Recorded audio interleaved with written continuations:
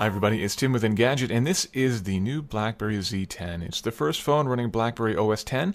We wanted to give you an overview of both the hardware and the software, but we'll start with the hardware. It's a 4.2-inch device with a 1280 by 768 LCD up front, so a very high pixel density, and also a good quality contrast and color reproduction as well.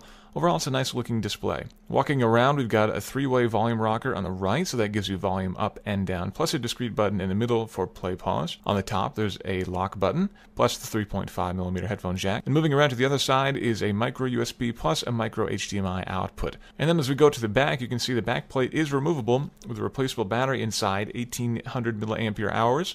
Gave us about 8 hours on our standard battery rundown test.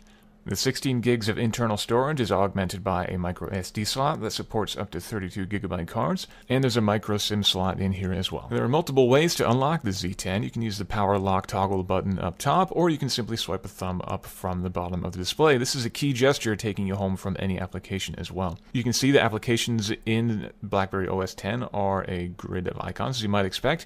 You can drag and drop them around or drag one on top of the other to create a folder. We'll take a look at the browser here. As you can see, pages load very quickly. As we go ahead and click over to a more complicated web page, we would like to point out that this browser does support Flash, making it one of the few mobile platforms that still does. However, premium video sites like Netflix have blocked this device, meaning you will not be able to get your Netflix streaming through the browser here on the BlackBerry Z10. But now this more complicated page, as you can see, loads very quickly indeed. Pinch to zooming is quite responsive, and hopping out of the application you can see just from a swipe up from below. This interface shows you all the running applications, so you can keep up to 8 running, and then you can quickly toggle between them by tapping on them. And then closing an application is just a matter of tapping on the X in the lower right. Now this gesture is called peeking. It's one of the most talked about features of BlackBerry 10, and indeed one of the more powerful features here. Drag your thumb up slowly and you'll see an array of icons showing you your number of emails, text messages, BBMs, and things like that. Asterisks will indicate if there are any unread that you need to take a look at. But drag your thumb up and to the right and you get dropped into the BlackBerry Hub. This is basically the all-conquering communication portal for the operating system. All of your emails, tweets, BBMs, text messages, and Facebook messages, and even LinkedIn messages will all get dumped here into one big mess. At least it turns into a mess quickly if you get as many messages as we tend to. But thankfully you can very quickly and easily filter this by email or by tweet or by text message. Swipe down from the top and you'll see a list of any upcoming calendar events. If indeed there's a conference bridge, you can just tap on the event and it'll quickly dial you into that bridge, which is great. Or there's also a dedicated calendar app that you can go to if you want to get more information about other upcoming events. BlackBerry World is the portal for premium content on the phone, including apps, music, and movies. It'll by default give you a list of popular apps in the moment, and as you can see, there's not a lot in here of any note. But RIM promises us that in the very near future there will be a lot of more premium apps, good content from Delta and other manufacturers that you would expect to find in any sort of premium app market. You can also tap on any app to get a list of screenshots to see how it looks and get some reviews to see what other people think of it as well. Music and movies are also found in here, and pricing is on par with what we see in the Amazon App Store and Google Play Market and other places like that. Television show episodes range between $1 and $2 typically. Movie rentals are usually between $2 and $5, and purchases, well, those are all over the place. Now, the new keyboard in BlackBerry 10 is another feature that a lot of people have been talking about, and it is indeed very good.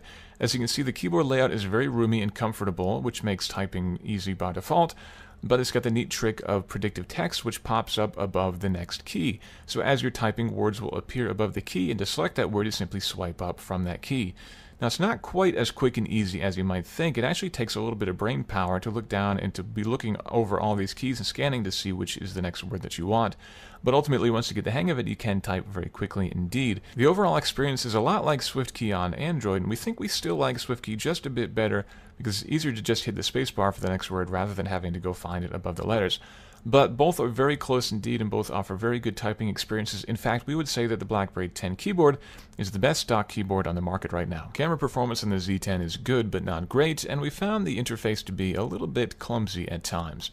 Now, you tap anywhere to take a picture, but if you want to focus, you need to manually drag the reticle onto the point where you want to focus, and then wait for the camera to adjust. In fact, we found that sometimes if we tapped the picture too quickly, the camera would actually take it before it was done focusing, resulting in a very soft image.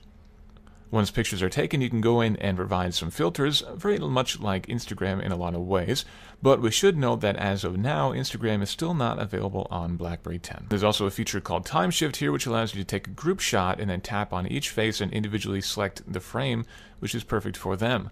The problem is it didn't always detect faces. In fact, 3 out of 4 times it didn't detect my face at all, which meant for me anyway, this is not the best feature. BlackBerry 10 includes a new Maps application that is overall quite poor. It doesn't come anywhere near comparing to Google Maps or to Nokia Maps on Windows Phone 8 or even to the latest Apple Maps in iOS 6. Functionality is very limited. You're limited to an overhead view with traffic and nothing else. You cannot get a quick view of local points of interest.